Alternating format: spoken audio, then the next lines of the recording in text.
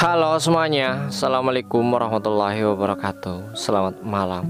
Kali ini saya akan menceritakan sebuah cerita tentang akhir tragis seorang tukang santet atau dukun santet. Jadi ini cerita adalah cerita tentang senjata makan tuan dari seorang dukun. Dan seperti apa kisahnya, langsung saja gini ceritanya. Sore itu tiba-tiba saja di sebuah kampung dikejutkan dengan berita kematian dari seorang yang diketahui sebagai Pak Sugi. Sebuah hal yang tidak pernah diduga oleh warga karena keadaan Pak Sugi yang baik-baik saja sebelumnya. Dan yang mengejutkan adalah wajah Pak Sugi pada saat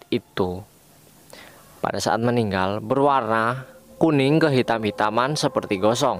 Padahal kulit Pak Sugi adalah sawo matang, warna khas kulit Indonesia. Warga pun kemudian menyimpulkan bahwa Pak Sugi meninggal secara mengenaskan.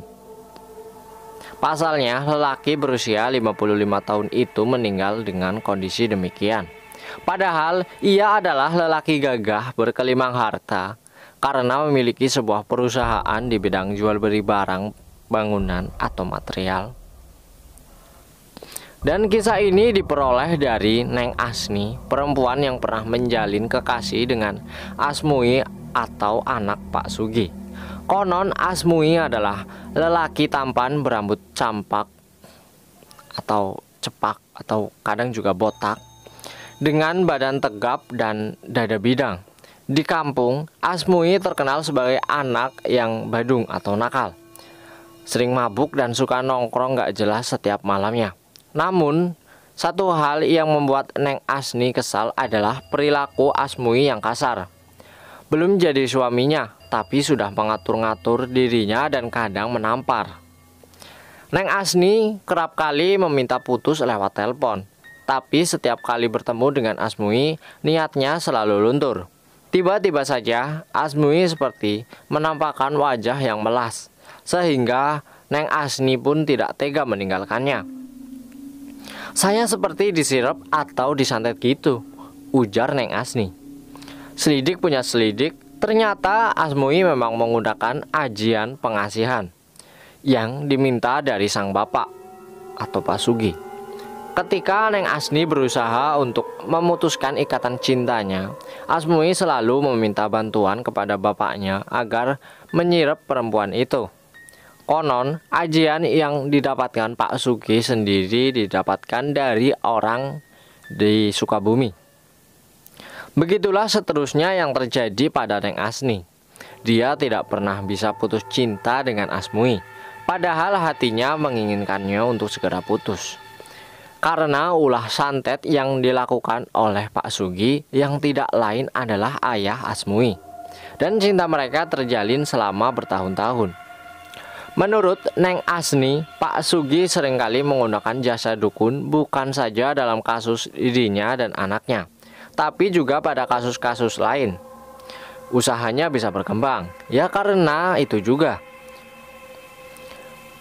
Maksudnya, usaha material atau bahan bangunan Pak Sugi bisa berkembang karena ada andil sang dukun di belakangnya.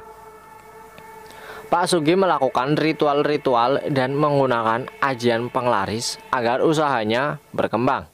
Dan usahanya memang berkembang karena Pak Sugi memiliki rumah yang megah dan mobil yang banyak, 3 buah mobil, merek Avanza, CVR, dan Kijang. Senjata makan tuan.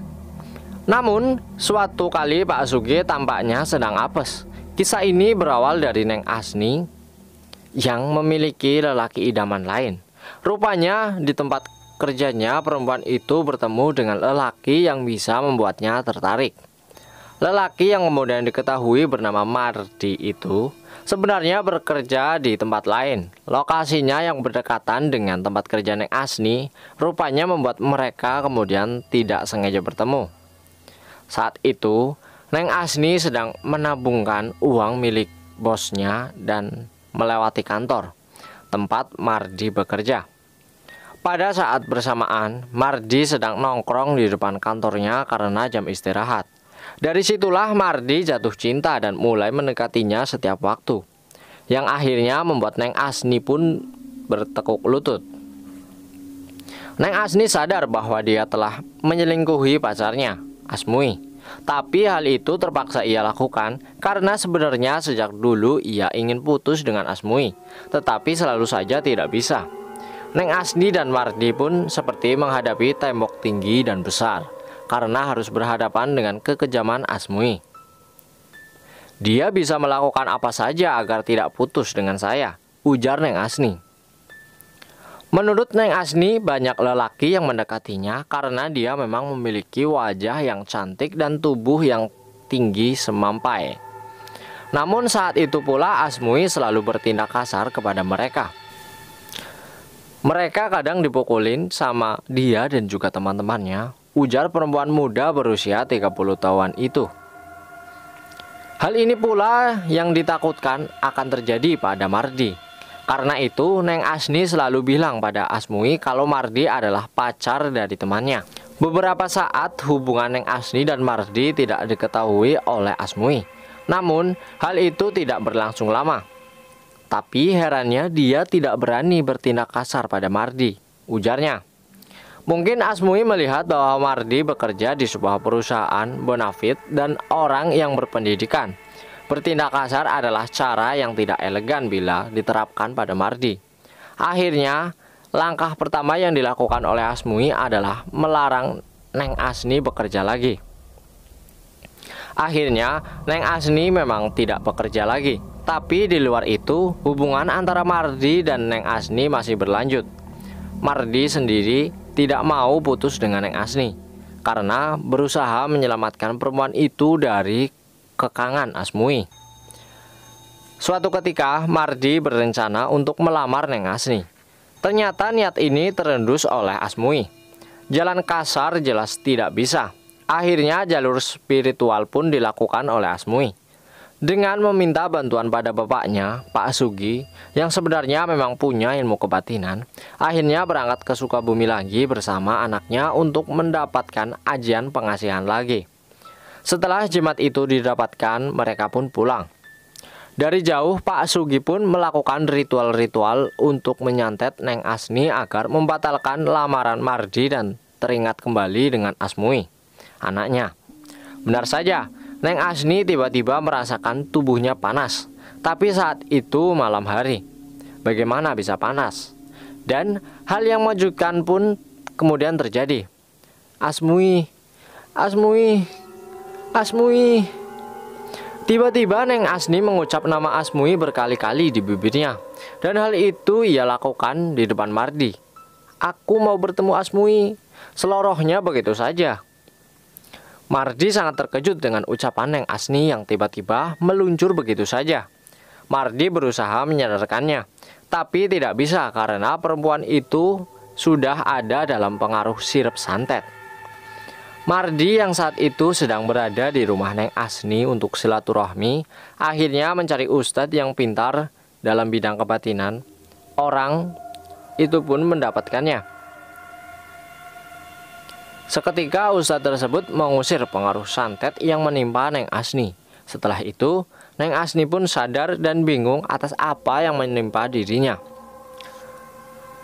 Ada apa ini? Kok banyak orang? Ujar Neng Asni kebingungan. Kamu nggak tahu ya? Kalau kamu tadi baru saja disantet, ujar Mardi.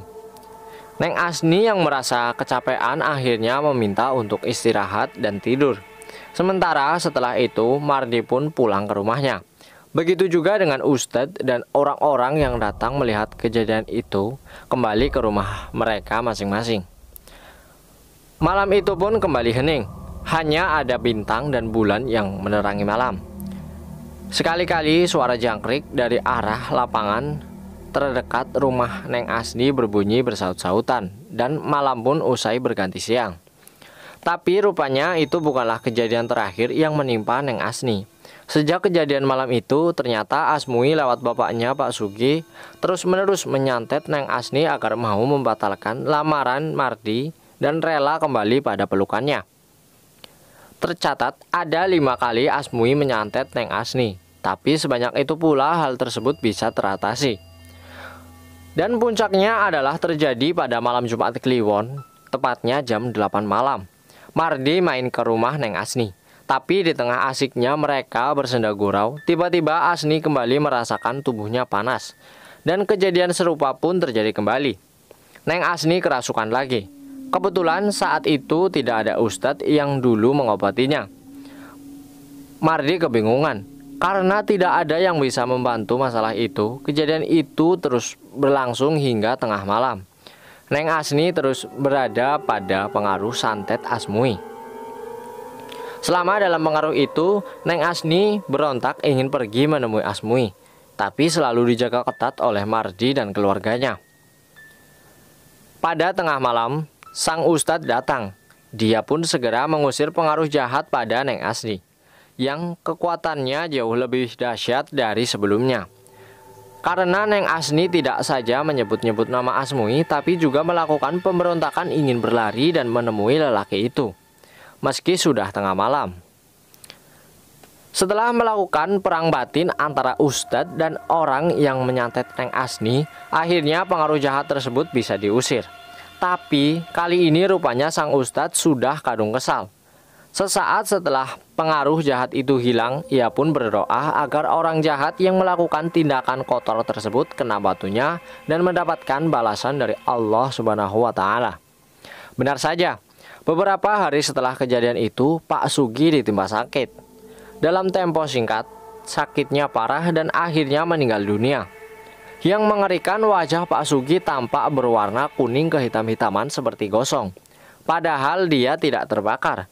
Akhirnya, kabar pun terus terendus ke permukaan bahwa hal itu bisa jadi karena ulah yang dilakukan oleh Pak Sugi sebelumnya, yang suka menggunakan ilmu perdukunan untuk mewujudkan segala keinginannya.